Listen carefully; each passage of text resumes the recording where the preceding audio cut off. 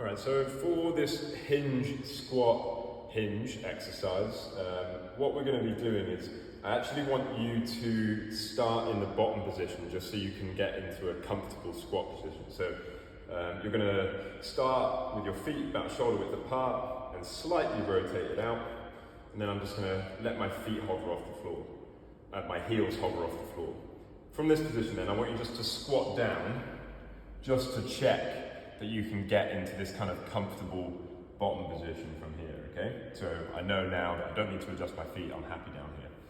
But we're going to start the movement, float the heels, and now I'm going to put my fingers on my hip bones and my ribs, my thumbs on my ribs, okay? So the goal of this is to make sure that throughout this movement, this distance between my fingers and my thumbs doesn't change. So I don't want them to come closer together, which would mean I'm starting to depress my rib cage and flex through my spine rather than moving through my hips. And then the opposite, I don't want them to get further away and I don't want to extend through my spine up here, okay? So hands in this position, and now that's the main thing you're focusing on, is this doesn't move. Float the heels, and then you're going to bend the knees, okay? So this is our start position. From here, we're going to do a hinge. So I want you to think about touching your bum to the wall at the back of the room, keeping your knees still and making sure that this distance doesn't change, okay? So here, I'm going to reach my bum to the back of the room, make sure that my hip and my rib cage aren't getting any further away, and you should feel in this bottom position a decent amount of length through your glutes at the back here. You might even feel some hamstring, okay? Once we reach the bottom of our hinge, we're then going to, again, making sure that this distance doesn't change, I'm going to start bending my knees down into a squat position as far as you feel comfortable.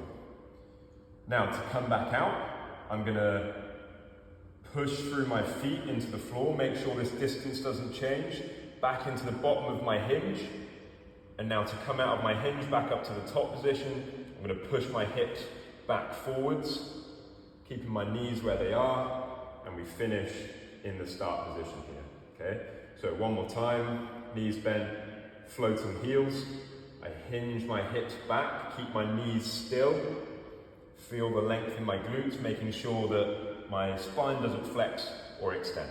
Once I've reached the bottom position, I'm going to squat, so allow my knees to bend, control it down to the bottom, and then I'm going to come back up to the bottom of my hinge position, keep the heels floating, and then my hips come through, my knees stay forward, out of that position, back to the start position.